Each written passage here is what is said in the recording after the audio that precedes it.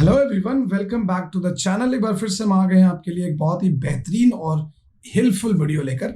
ये वीडियो खास करके हमारे एक सब्सक्राइबर को डेडिकेटेड है क्योंकि उन्होंने ये सवाल पूछा था और ये सवाल आप सबों के लिए भी काफी हेल्पफुल हो सकता है। सपोज अगर आप भी रोटोस्कोपी या फिर पेन प्रेप के फील्ड में, एनिमेशन वीएफएक्स के फील्ड में करियर बनाना चाहते हैं तो इस चैनल से आपको जुड़ना भी जरूरी है। तो इससे पहले कि हम वीडियो में आगे बढ़े, रिक्वेस्ट है आपसे कि चैनल को सब्सक्राइब करें, बेल आइकन को प्रेस कर दें और अभी से वीडियो को लाइक करके रख लो क्योंकि वीडियो आपके लिए बेहद इंपॉर्टेंट होने वाली है। सवाल ये था कि सर, पेन प्रेप में अगर फ्रेशर को अप्लाई करना है तो उनको टेस्ट किस तरीके का मिलता है, क्या प्रोसेस होता है। ठीक है, तो चलिए फिर बात करते हैं इसके बारे में।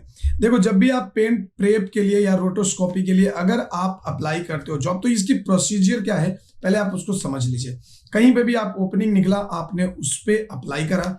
अप्लाई करने के बाद क्या होता है कि आपको अपनी सोरिल सबमिट करनी होती है। उसके साथ जो भी आपने पेंट प्रेप से रिलेटेड चीजें बनाई है तो उसमें सोरिल सबमिट करनी होती है।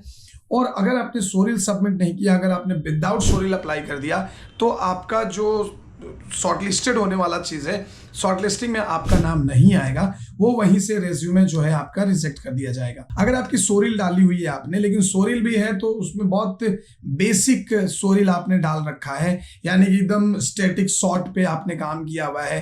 अगर वायर रिमूवल है तो जरा सा भी उसमें रोटेशन नहीं है, या फिर कैमरा जर्क नहीं है, एकदम स्टील फुटेज है, सिंपल ऐसे कोई चीजें आ रही है। अगर इस तरीके के फुटेज पे अगर आपने पेन प्रेप का काम किया हुआ है तो उसमें क्या होता है कि आपको थोड़ी सी मुश्किलें आएंगी। देखो, अक्सर लोग क्या करते हैं, मैं आपको बताता हूं कि बहुत सारे बच्चे क्या करते हैं, पेन प्रेप का सोरिल बहुत अच्छा बनाते हैं। तो एक सोरिल में कॉमन कुछ चीजें हैं जो मैं आपको बता रहा हूं, आपको शायद समझ में आ जाएगा कि मैं क्या बोलना चाह रहा हूं। बहुत सारे बच्चे, मैक्सिमम बच्चे स्टैच्यू ऑफ लिबर्टी जो है उसका लेते हैं क्योंकि उसके पीछे एकदम पूरा का पूरा पानी है, ज्यादा कुछ लफड़ा नहीं होता है, सिंपल सा एक ऐसा पैन शॉट है और उसको उठाकर डाल देते हैं। तो ये शॉट तो देखते ही पहले कोई भी रिजेक्ट कर देगा, ध्यान रखना।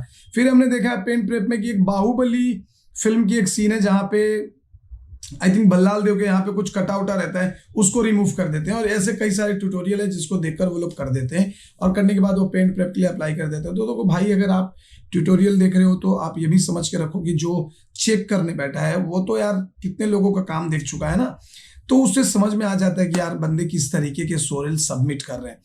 कई बार आपने देखा होगा, एक और फुटेज बहुत है, एक एयरपोर्ट का कुछ सीन है, वहां से लोग उसको हटा देते हैं, मतलब भीड़ पूरा है वहां पे, वो भीड़ को क्लीन कर देते हैं। एक वो है। फिर एक गार्डन का कुछ शॉट है जहां पे अक्सर लोग उस फुटेज का भी खूब इस्तेमाल करते हैं। वहां पे गार्डन में कुछ लोग ऐसे चल रहे हैं और उसको रिमूव कर देते हैं। तो मेरे हिसाब से इस तरीके के जो सोरिल्स में आप शॉट डालते हो ना, ये बिल्कुल भी वैलिड नहीं है, कोई भी इसको अप्रूव नहीं करेगा। तो अगर आप सोरिल बना रहे हो पेन प्रेप का तो एक चीज का ध्यान रखो कि थोड़े से कॉम्प्लेक्स शॉट को ऐड करो और बहुत ज्यादा कुछ चीजें देने की जरूरत नहीं है, लेकिन थोड़ी सी कंपोजिटिंग उसके अंदर दिखनी चाहिए कि हाँ यार बंदे ने रिमूव किया तो काफी बढ़िया से। थोड़ा सा कॉम्प्लेक्स शॉट आपको यूज करना पड़ेगा, भले ही आप फ्रेशर क्यों ना हो, आप टाइम लेकर सोरिल बनाओ तो चलेगा, लेकिन आपको थोड़े से कॉम्प्लेक्स शॉट यूज करने पड़ेंगे, राइट। क्योंकि सपोज अगर मान लो कि आपने सोरिल जमा किया और आपका शॉर्ट लिस्टेड हो गया है तो उसके बाद जो आपको टेस्ट मिलेगा, उसके बाद आपको दो तरीके से चीज होती है। एक तो स्टूडियो में टेस्ट बुलाया जाता है, स्टूडियो में आपको जाकर टेस्ट देना पड़ेगा।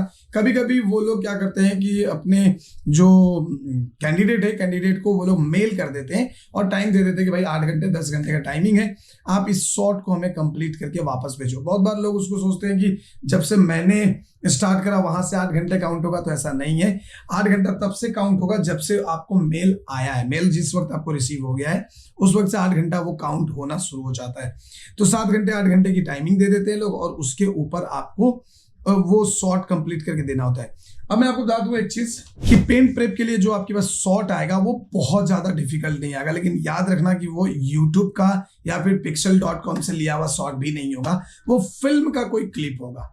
फिल्म का कोई क्लिप हो सकता है कि वहां पे फाइटिंग शॉट हो, नीचे में गद्दे लगाए हो, गद्दे रिमूव करने हो सकता है आपको।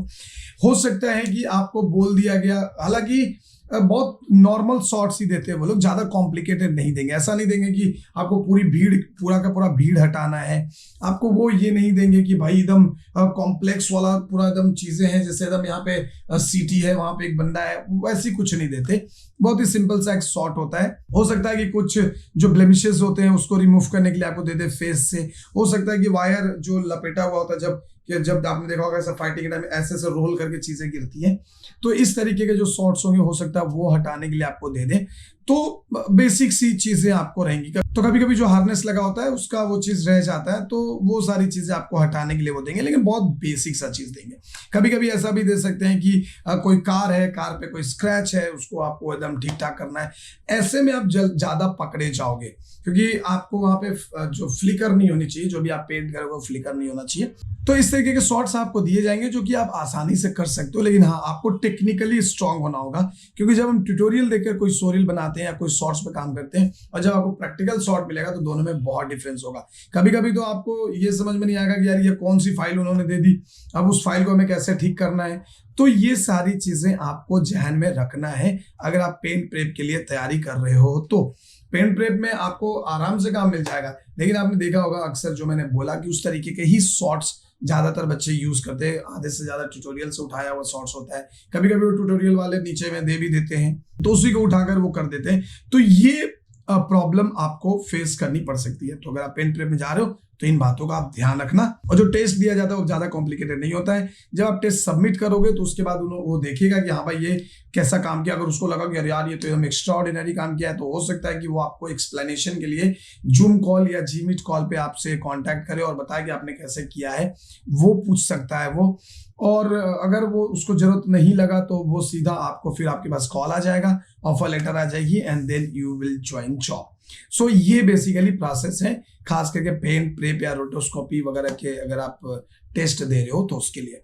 ओके, सो उम्मीद है कि आपको आपका आंसर मिल गया होगा। अगर आपको आपका आंसर मिला है तो प्लीज कमेंट करिए और दोस्तों के साथ शेयर करो, एंड वीडियो को लाइक जरूर कर दीजिएगा। चैनल पे नया हो तो चैनल को सब्सक्राइब करके बेल आइकन को प्रेस कर लेना। मिलेंगे आपसे नेक्स्ट वीडियो में, तब तक के लिए bye bye, take care and जय हिंद, जय भारत।